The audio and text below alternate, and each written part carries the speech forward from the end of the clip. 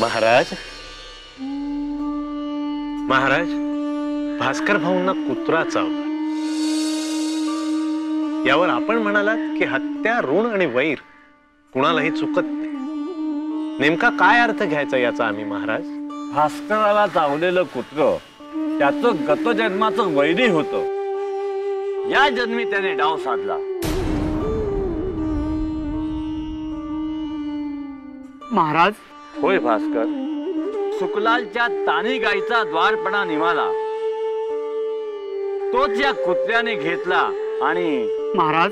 भास्करा थांब, मला बोलू दे.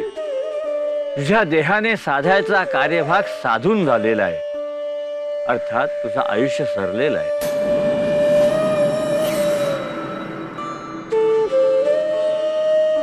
आता तू या मृत्यू लोकात सोडून प्रयाण केलं पाहिजेस. आणि तरी तुझ्या मनात आणखी जगण्याची इच्छा असेल तर आम्ही तुला जगवतो. महाराज. पण ही उसनवारी ठरेल. या अशाश्वत जगात देणं घेणं चालतं. आम्ही तुला आयुष्य वाढवून दिल्यास तुझ्या हातून ज्या काही बऱ्या वाईट गोष्टी घडतील त्याचं फळ भोगण्यासाठी तुला पुन्हा जन्म घ्यावा लागेल. तुझा जीवन मृत्यूचा फेरा कधीही चुकणार नाही आणि मोक्ष प्राप्त होईल. तू वैकुंठाला जाणार नाहीस. सांग काय करू? महाराज. महाराज, मी आपलं लेकरू आहे. माता बालकाचं हित कशात आहे हे जाणते. महाराज, आपण माझ्यासाठी जे योग्य असेल तेच कराल. ते आम्ही करूच. पण एक गोष्ट लक्षात ठेव, जे कुत्र तुला चावलं त्या कुत्र्याबद्दल तुझ्या मनात थोडा देखील द्वेष असेल तर तो द्वेष तुला पुन्हा जन्म घेण्यास कारणीभूत ठरेल. महाराज. महाराज, माझ्या मनात कुणाविषयीही द्वेषभाव नाहीये. महाराज. महाराज, मी वैकुंठाला जाण्यास आतुर झाले. महाराज. महाराज, माझं बोट धरून वैकुंठाच्या वाटेवर मला सोडा. महाराज. महाराज, माझी एवढीच विनंती आहे. महाराज. भास्करा, अरे अजूनही काही गोष्टी व्हायच्या शिल्लक आहेत. त्यासाठी 2 महिन्याचा कालावधी आवश्यक आहे. त्या उपरांत तू वैकुंठाला प्रयाण करशील. महाराज. गण गण गणात बोल, गण गण गणात बोलते. गण गण गणात बोल. जन्मे ना कुणी, मरे ना कुणी. जन्मे ना कुणी, मरे ना कुणी. भास्कर भाऊ. या बाळा भाऊ. भास्कर भाऊ. बाळा भाऊ, आनंद सुरू आहेत ना? भास्कर भाऊ. बाळा भाऊ, मी वैकुंठात चाललोय. हे काय घाटोडं बांधतोय? भास्कर भाऊ.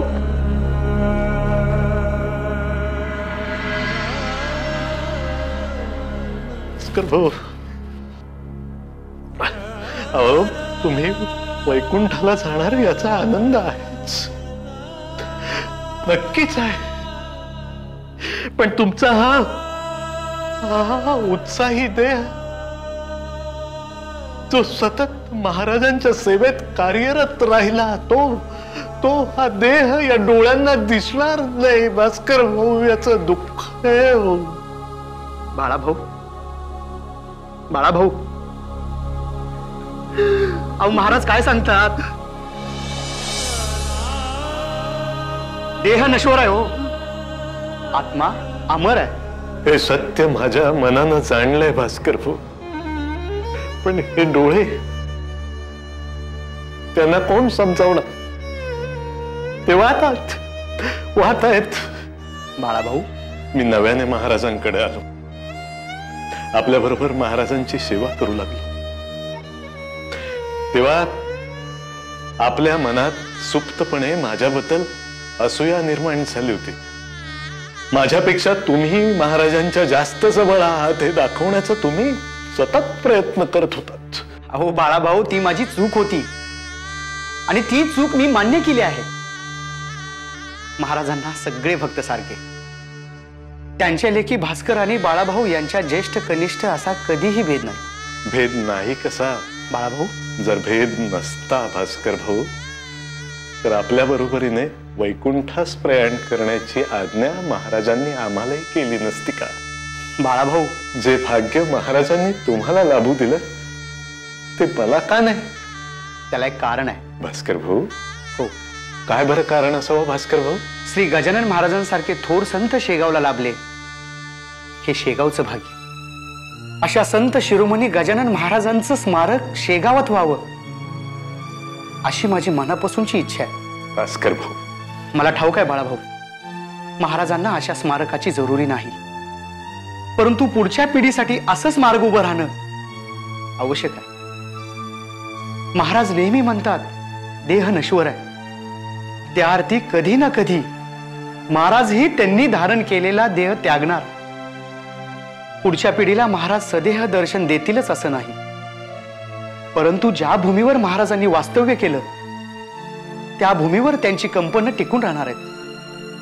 ही कंपनं साठवून ठेवील असं स्मारक उभारलं जावं, जेणेकरून पुढची पिढी तिथे येऊन गजानन महाराजांची अनुभूती घेऊ शकेल आणि गजानन महाराजांचं सेवा कार्य अखंड राहू शकेल.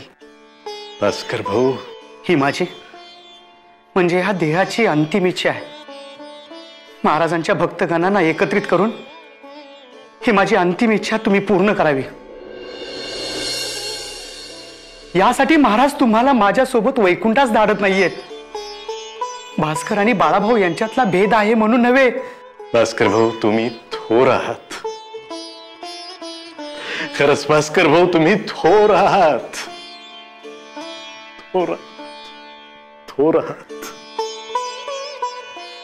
थोर आहात.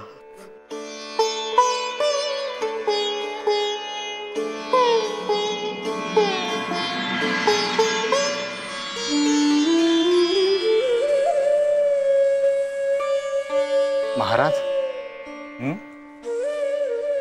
माझा गुरुबंधू वैकुंठात जाणार असा संकेत आपण मला दिला, म्हणून मी तडक बाळापुरास निघून आलो. आपण प्रत्यक्ष एकमेकांना न भेटताही संवाद साधू शकतो हे पाहून आनंद झाला. महाराज, हे आपल्या कृपेमुळेच सहज शक्य होते, नाहीतर माझी योग्यता तेवढी नाही. तुझी योग्यता आम्ही जाणतो, तू आम्हाला सांगू नकोस. महाराज, महाराज भास्कर भाऊ आणखी 2 महिने. पण महाराज, आपण या जगाचा निरोप घेणार आहे, देह त्यागावा लागणार आहे, हे भास्कर भाऊनी अगदी सहज स्वीकारलं. सहज? अरे अत्यानंदाने म्हण. अरे आमचा भास्कर आहे तो, गुरुची आज्ञा शिरसाबंद मानणारा असा आमचा भास्कर. जसं तुला आम्ही जा म्हटलं आणि तू शेगावून कोंडोलीला निघून गेलास, तसा भास्कर वैकुंठाला जातोय आणि जाताना त्याच्या डोक्यात आमचेच विचार आहेत हे पाहून कौतुक वाटतं. भास्कर, पितांबर तुमच्यासारखे शिष्य आम्हाला लाभले याबद्दल आम्ही स्वतःला भाग्यवान समजतो आणि पांडुरंगाचे आभार मानतो. पांडुरंग हरी, पांडुरंग हरी. पांडुरंग हरी, पांडुरंग हरी. का पितांबर, भास्कराची भेट घे. जी महाराज.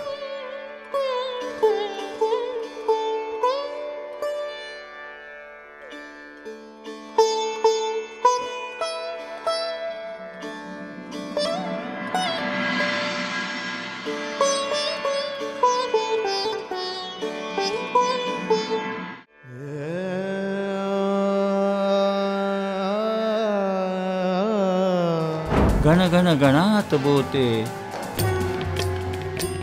गण गण गणात बोते, गण गण गणात बोते, गण गण गणात बोते, गण गण गणात बोते. अरे बाबा, नाना, अरे माझ्या हिरीला पाणी लागलं. अरे या, गण गण अहो पाणी.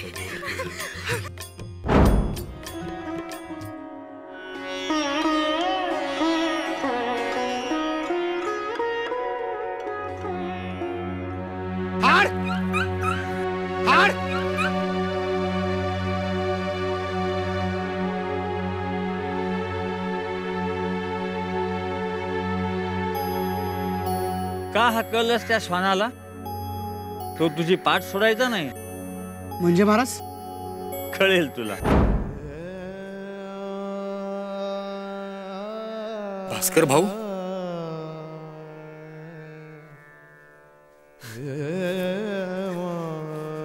पितांबर भाऊ,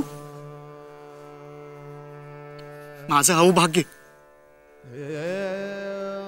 की वैकुंठात जाण्यापूर्वी आपली भेट झाली. भास्कर भाऊ, आपली भेट महाराजांनी घडवून आणली. अन्यथा मी माझ्या गुरुबंधूंना निरोप देण्यापासून वंचित राहिलो असतो. कोंडोलीत असताना महाराजांनी मला दृष्टांत दिला. महाराज म्हणाले, पितांबरा, अरे तुझा गुरुबंधू वैकुंठाला निघालाय, त्याला भेटायला येतोयस ना? पितांबर भाऊ? हो भास्कर भाऊ, हो. खरंच आपण भाग्यवान आहात. महाराजांनी मला कोंडोलीला पाठवून माझा उद्धार केला. पण महाराज तुम्हाला थेट वैकुंठाला पाठवतायत. भास्कर भाऊ, केवढा मोठा अधिकार आहे तुमचा. मी तुम्हाला वंदन करतो. पितांबर भाऊ,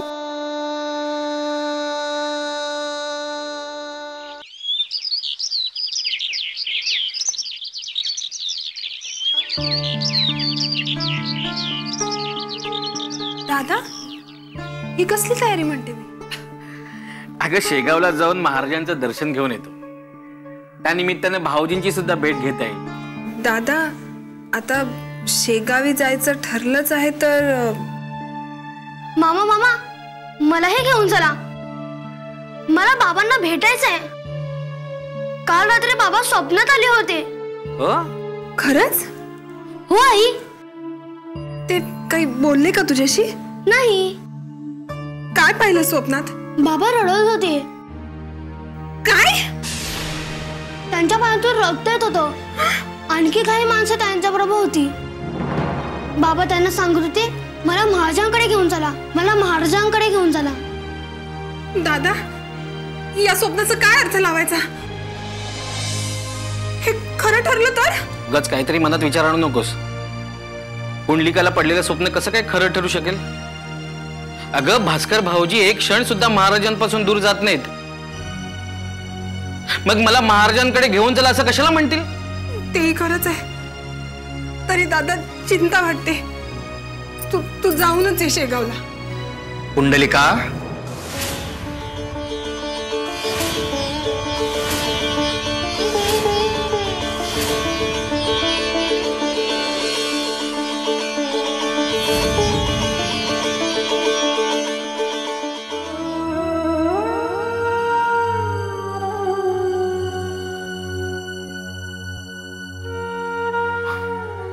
बाळाभाऊ,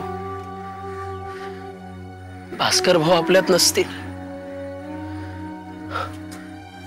अहो, हे पचवणं कठीण जातंय हो. तुकाराम भाऊ, पण अंतिम सत्य तेच आहे ना. अहो, जन्माला आलेला माणूस कधी ना कधीतरी जाणार आहे. फक्त तो कशा रीतीने जातो याला महत्व आहे. बाळाभाऊ, असं तर नाही ना होणार की आपल्या मुलाबाळांचा फुटलेला बांध पाहून भास्कर भाऊंचे पाय लटपटतील. या अशाश्वत जगात आणखी काही काळ जगावं अशी इच्छा त्यांच्या मनात निर्माण होईल. बाळाभाऊ, असं तर नसेल ना की भास्कर भाऊंना अजूनही संसाराचा मोह होतो का हे तपासून पाहण्यासाठी, त्यांची परीक्षा घेण्यासाठी महाराजांनी त्यांना घरी जाऊन यायला सांगितलंय? नाही, ही परीक्षा भास्कराची नाही, त्याच्या आप्त स्वकीयांची आहे. शाश्वत सुखाचा मार्ग स्वकीयांना दाखवून मगच भास्कराने वैकुंठाला जावं असं आम्हाला वाटतं. बाबा, बाबा, आता तुम्ही शेगावी परत नाही ना जाणार? बाळपुंडलिका, त्याही पेक्षा फार दूर जावं लागणार आहे मला. भाऊजी, त्याहीपेक्षा दूर म्हणजे कुठे? वैकुंठाला. अहो असं काय बोलताय भाऊजी? पाणी घ्या. आई बाबा बघ ना काय बोलतायत. काय हो, काय झालं? बाबा बोलतायत आता ते शेगावहून दूर वैकुंठाला जाणार आहेत.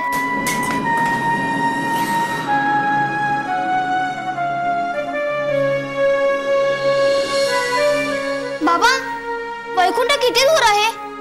किती दिवस लागतात तिथे पोहोचायला? बाळा, संपूर्ण आयुष्य खर्ची होतं त्यावेळेस माणूस. पोरा पुढे काय बोलताय? दादा याला घेऊन जरा बाहेर थांबा. मी बोलते यांच्याशी, नका काळजी करू. गंगा अगं जा तुम्ही. ये पुंडलिका.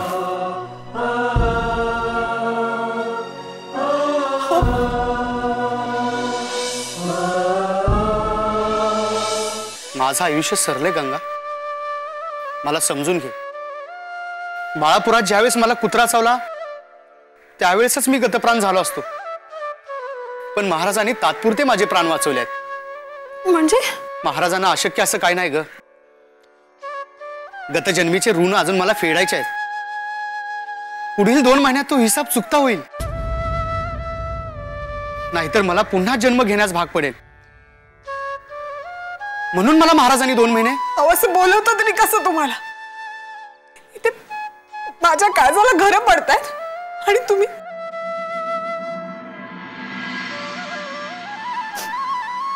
महाराजांना अशक्य असं काही नाही ना? मग 2 महिन्याचं जीवनदान का? तुम्ही आमच्या सोबत राहत नाही, शेगावी असता. पण माझं कुकू शाबूत आहे याचं समाधान वाटतं मला.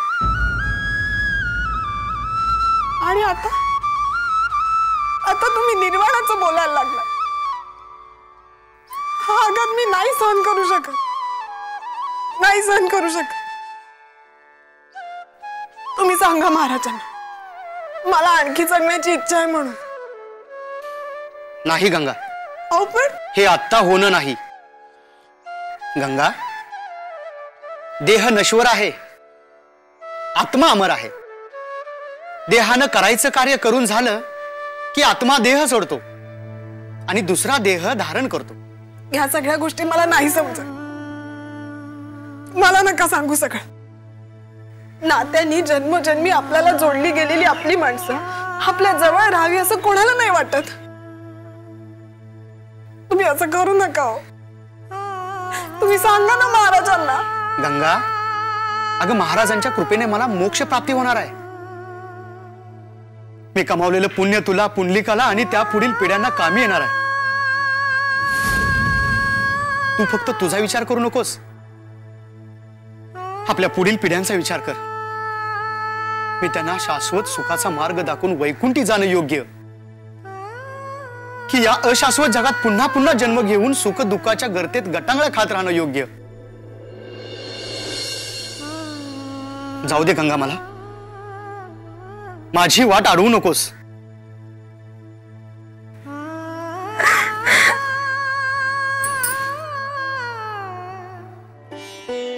नका नका, माझ्या भास्कराची वाट कुठे अडवू नका. जन्मोजन्मीच्या फिर्यातून मुक्त होणं म्हणजेच परमेश्वर प्राप्ती करून घेणं. वाईट वाटून घेऊ नकोस गंगा. अगं जन्मे ना कोणी, मरे ना कोणी, जन्मे ना कोणी, मरे ना कोणी. देह नश्वर आहे, आत्मा अमर आहे, आत्मा अमर आहे.